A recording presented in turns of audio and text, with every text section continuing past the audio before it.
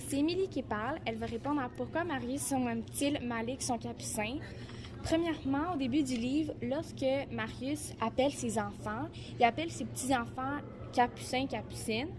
Donc, je pense que, oui, peut-être au départ, c'est parce qu'il ne se rappelait plus du nom de Malik, mais je pense que tout le long du livre, on va comprendre que c'est parce qu'il y a vraiment une affection envers Malik, puis on va même penser qu'il va le considérer comme ses petits-enfants, comme une affection. Donc ensuite, c'est Oliviane qui parle. Moi, je vais répondre à la question « Pourquoi l'autrice a-t-elle donné ce titre à son roman? Était-ce un bon choix? » Explique le titre du roman. Donc moi, je pense qu'au départ, lorsque Malik et Marius écoutaient de la musique, ils se sont rendus compte que, en fait, Marius écoutait plus du classique et que Malik écoutait plus du rap. Donc on peut penser que c'est juste une allusion à ça, mais moi, je pense plutôt qu'on veut essayer de faire comprendre que, tu sais, ces deux styles de musique-là, c'est des styles vraiment opposés, comme Marius et Malik. Donc, en fait, ça représenterait un peu leur relation entre les deux. Et le violoncelle seul, ça représenterait Marius, en fait, qui est seul, puis qui est un peu laissé à lui-même depuis que sa femme est partie. Donc, le rap pour violoncelle seul, si on parlerait de Malik pour Marius, qui est un peu, tu sais, dans son propre univers. Puis j'ai bien aimé aussi l'allusion à la fin lors des funérailles, quand Malik a fait un rap avec du violoncelle pour Marius, pour un peu comme lui rendre hommage. Donc je trouve que c'était un excellent titre pour ce livre. Ensuite, c'est moi, Alexandra, qui va répondre à la question 3. Marius, il a hâte de montrer son diamant à Malik. C'est quoi le diamant, puis pourquoi il l'appelle ainsi? Donc, dans les alentours de la page 123, Marius emmène Malik à son chalet et lui montre son fameux diamant. Ce diamant, c'est son auto. Il l'adore, il l'apprécie presque plus que sa femme. Il l'appelle ainsi parce que, justement, c'est précieux pour lui. Puis c'est ça, à la fin, on apprend qu'il le lègue à Malik parce qu'il sait que Malik va en prendre soin. Puis c'est ça. Ensuite, c'est Chloé qui va répondre à la question que s'est-il passé entre l'artiste clown et Marius? Donc, le gérant des activités à la résidence a invité un artiste clown à venir faire un spectacle. Puis, je pense que ça a insulté Marius parce qu'il s'est dit que les gens de la résidence les prenaient pour des enfants, puis qu'il pensait qu'un clown, ça pourrait les amuser. Ça l'a insulté, donc il a décidé de le dire sa façon de penser au clown. Mais évidemment, le clown n'a pas aimé ça du tout, donc ils ont commencé à chamoyer un peu. Puis, quand Malik est arrivé sur place, il a vu que l'artiste clown retenait un peu Marius. Et là, il a été insulté que l'artiste ait osé s'en prendre à une personne âgée. Donc, il a voulu retenir l'artiste pour l'empêcher de faire du mal à Marius. Mais là, Marius en a profité pour donner un coup de pied dans l'entrejambe du clown. Donc là, ensuite, évidemment, Malik a amené Marius à l'extérieur pour s'expliquer. Puis là, Marius a dit à Malik il n'avait pas aimé ça qu'amène un artiste clown à la résidence parce que ça le faisait vraiment lui donner l'impression qu'il le prenait pour un enfant. Puis c'est ça, il n'a pas aimé ça. Donc, pour la partie B, peut-on donner une raison à Malik de ne pas être capable d'avoir confiance en sa mère? Pourquoi? Appuyez-vous d'exemple. Pour ma part, moi, je pense que tu sais, dans la partie, lorsque Malik se fait arrêter par la police, puis que sa mère fait un spectacle devant les policiers, puis elle dit « Ah, mais je t'ai pas élevé comme ça », puis que Malik, dans sa tête, il fait « Oui, mais tu m'as jamais élevé ». Je pense que ça a vraiment un impact sur la confiance, parce que comment tu peux avoir confiance sur quelqu'un qui n'a jamais été présent, puis comment tu peux t'accrocher à la personne si la personne n'a jamais été là pour toi, puis dans les moments les plus sombres de ta vie, si je peux dire. Moi, pour ma part, je pense que Malik, il peut pas faire confiance à sa mère parce que depuis qu'il est jeune, il arrête pas de se promener entre plusieurs familles d'accueil à cause que sa mère, justement, elle fait des mauvais choix. Elle arrêtait pas de boire et de fumer des joints, en fait. Et c'est pour ces raisons-là qu'il a été pris par la DPJ. Et dans le temps du livre qu'on a en ce moment, on voit qu'il est retourné, en fait, avec sa mère. Mais même si sa mère, elle était sobre depuis 6 mois, elle lui a quand même avoué que de temps en temps, elle fumait, sans aucune honte. Donc, ce passage-là, ça prouve vraiment que c'est comme si elle s'en foutait un peu de le perdre encore. Donc, elle avait aucun attachement à lui. Donc, sais, je comprends pas comment tu pourrais faire confiance à ta propre mère si elle fait des décisions, tu sais, qui pourraient amener à te perdre toi, justement parce que, ben, elle fait des mauvais choix, en fait.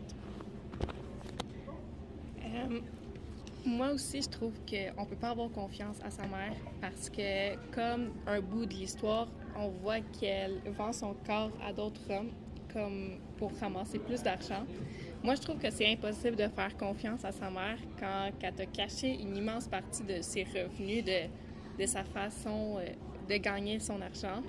Donc, je trouve que je serais pas capable de refaire confiance à ma mère si je vois qu'elle vend son corps à d'autres. Ensuite, moi, je pense que Malik ne peut pas faire confiance à sa mère parce qu'elle lui a menti au sujet de son père. Puis c'est un sujet ultra important parce que son père, il avait toujours eu une idée de lui, il pensait qu'il était mort, il pensait pas qu'il l'avait abandonné. Puis ça change beaucoup sur la façon dont Malik voit son père, puis comment ça s'est passé à sa naissance. C'est quand même un truc qui est lourd à porter, c'est un gros sujet. Puis il avait toujours menti effrontément sur ce sujet-là. Donc je me demande comment Malik peut avoir confiance en sa mère si elle lui ment sur un sujet aussi important. Elle lui a menti toute sa vie, fait que je pense que Malik a le droit de plus lui faire confiance. Ensuite, qu'est-ce que Jade apporte à Malik? Selon moi, c'est vraiment une sorte de sérénité. C'est comme du calme dans le milieu de la tempête qui est sa vie. Je trouve que c'est comme un support que Malik peut aller tout le temps voir. Puis c'est que quand il va être avec elle, ben, tu sais, tout va être derrière lui. Puis le moment présent avec elle, c'est seulement ça qui va compter.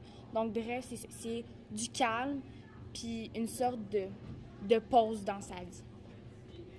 Ensuite, moi, je pense que Jade, elle va apporter beaucoup d'amour à Malik. Pas nécessairement du côté amoureux, mais juste de l'amour, une sorte d'affection que Malik n'a jamais vraiment eu de la part des gens qui étaient autour de lui, que ce soit sa mère ou même ses amis qui, à la fin, on a vu, ils l'ont laissé tomber carrément. Parce que justement, sa mère, elle n'a jamais vraiment été là pour lui, vu que, tu sais, il était tout le temps dans des familles d'accueil, puis qu'elle faisait des mauvais choix, ce qui l'emmenait à le perdre.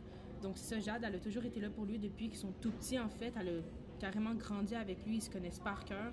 Puis c'est vraiment ça qu'elle va lui apporter, en fait. Elle va vraiment lui apporter une grande importance, ce qui va lui faire sentir qu'il se fait enfin apprécier ou aimer par quelqu'un. Maintenant, de Marius à Malik, Marius apporte beaucoup son soutien à travers ses dures épreuves qu'il a dû surmonter après les dernières pages. Donc, quand Malik s'est fait attaquer, Marius a tout le temps été là. Il était là à l'hôpital, il était là à sa résidence, il lui a apporté tout ce qu'il avait besoin. Il est allé le porter à tous ses rendez-vous, il lui a fait manger, le laver, il a tout fait. Puis même à travers ses études, il a tout le temps encouragé à toujours étudier et à toujours persévérer. Ensuite, moi, je pense que ce que Marius apporte à Malik, il apporte beaucoup. Premièrement, il lui donne un job à la cordonnerie. Ensuite, quand il meurt, il lui donne de l'argent pour ses cours d'administration. Il lui donne de l'argent pour avoir un appartement. Il lui donne beaucoup, beaucoup de biens matériels. Il lui laisse même sa cordonnerie qui était super important pour lui, son auto. Il lui donne beaucoup d'affaires, mais je pense que, en fait, ce qu'il lui laisse de plus important, c'est qu'il lui donne un avenir. Lui qui avait toujours vécu dans la rue, Marius, il donne à Malik une chance d'avoir une nouvelle vie, de recommencer à zéro avec un bel avenir devant lui. Fait que je pense que c'est ça que Marius apporte à Malik. Ensuite, qu'est-ce qu'on pourrait s'imaginer que Malik dise à Fred et Sam s'ils tombent par hasard sur eux? Selon moi, je pense qu'il ferait juste être devant eux puis demander comme pourquoi.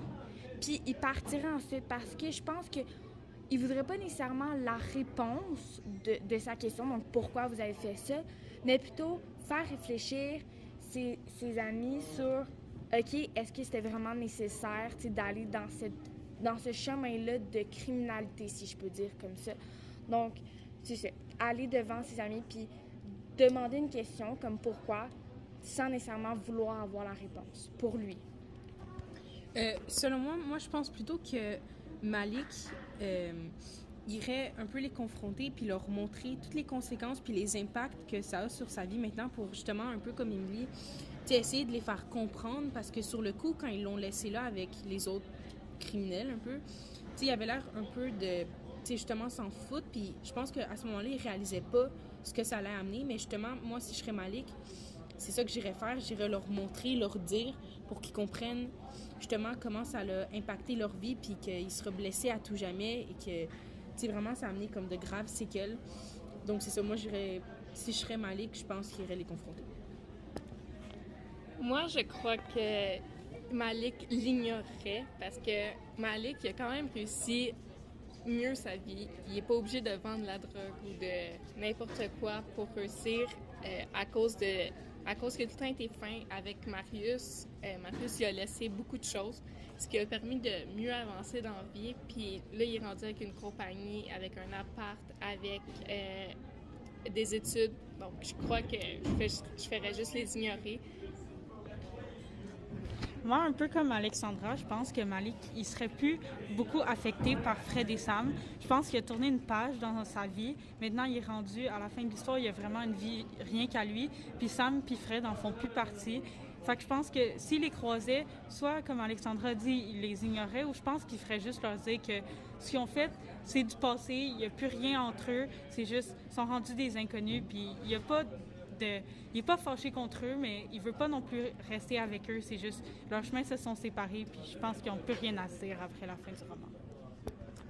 Ensuite, qu'est-ce qu'on pense de la fin du roman? Moi, c'est au niveau de l'épilogue. J'aurais aimé beaucoup plus qu'ils fassent un bond dans le futur, mais beaucoup plus gros, parce que là, ils ont fait un bond de comme 5 mois. Mais j'aurais aimé savoir, tu sais, 15 ans plus tard, est-ce que Jade serait devenu médecin?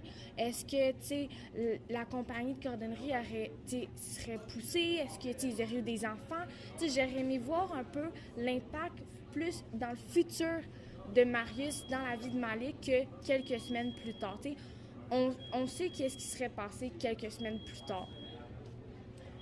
Ben, moi, ça serait un peu plus à propos de la mort de Marius. Je trouve que c'était quand même assez prévisible, mais j'ai quand même été déçue quand je me suis rendue à ce passage-là parce que j'aurais vraiment aimé ça, voir le développement entre la relation de Malik et Marius, même s'ils étaient quand même rendus assez amis. Tu sais, j'aurais aimé ça, le voir encore plus l'aider, ou peut-être justement qu'ils continuent la compagnie de cordonnerie ensemble. Là, c'est sûr que c'est lui qui l'a pris, mais je trouve qu'il y avait tellement une bonne relation, puis c'était vraiment quelque chose de rare et de nouveau pour les deux. Donc, c'est ça, j'aurais aimé ça voir comme plus de développement. Moi, j'ai trouvé la fin vraiment bonne. J'ai trouvé vraiment émouvante. Elle m'a fait presque pleurer de la lettre, surtout que Marius laisse à Malik. Ça prouve tout son amour. Puis après ça, qu'on voit que Malik aime ça, puis l'affiche qu'il fait de la cordonnerie, j'ai vraiment aimé ça. Moi, un peu comme Oliviane, ben, je pense que la fin, je la trouvais prévisible. Je m'attendais à ce que Malik meure. Ben, les gens en avaient beaucoup parlé, ce que Marius meure. Les gens en avaient beaucoup parlé, donc je savais un peu qu'il allait mourir, mais ça reste que je trouvais que c'était quand même une bonne fin, mais je l'avais deviné que ça finirait comme ça. Il parlait de léguer sa voiture dans le livre, donc on savait qu'il allait probablement le faire à la fin de l'histoire. Puis je trouve juste que c'est triste que Marius soit mort en étant en chicane avec Malik, que ses enfants aient jamais vraiment fait la paix avec lui, puis qu'il n'ait jamais vu Malik réussir avec la cordonnerie, faire ses études et tout. Alors je trouve ça triste que Marius soit mort comme ça, puis j'aurais aimé mieux qu'il vive un peu plus longtemps pour voir vraiment ce que Malik a réussi à faire avec ce qu'il lui a donné, ce que ses enfants peut-être qui se réconcilient avec eux, ou juste que Marius ait un peu une meilleure fin parce que je trouvais que c'était un petit peu triste pour lui. Donc, dans la partie C, moi, je trouve que ce qui sort le plus, qu'est-ce qui est le plus en commun, c'est vraiment que lorsqu'ils se parlent ensemble, autant dans le film que dans le livre, on dirait qu'il n'y a pas de différence d'âge. On dirait que c'est deux bons amis, tu sais, qui rigolent ensemble, qui se donnent des conseils de la vie. Ouais, c'est un peu vrai. Genre, tu sais, comme l'exemple, tu sais, je veux dire, Marius puis Malik, ils font plein de blagues ensemble, comme quand Marius a fait comme un peu un prank, là, tu sais, avec le faux caca, là, en chocolat. Puis, tu sais, comme la grand-mère de Marjane, avec, tu sais, ses brassières où elle mettait des fleurs, puis, tu sais, que Marjane, elle pense que, genre, tout est good. Bon, ensuite, ils se ressemblent aussi parce que la grand-mère de Marjane, tout comme le grand-père, ben, le vieux monsieur Marius, les deux, ils donnent beaucoup de conseils pour aider à améliorer un peu. Il donne des conseils pour l'avenir à Marjane et à Malik. Oui, c'est vrai. La grand-mère à Marjane lui donne comme conseil de ne pas rester avec son homme qu'elle a marié. Elle lui conseille fortement de partir.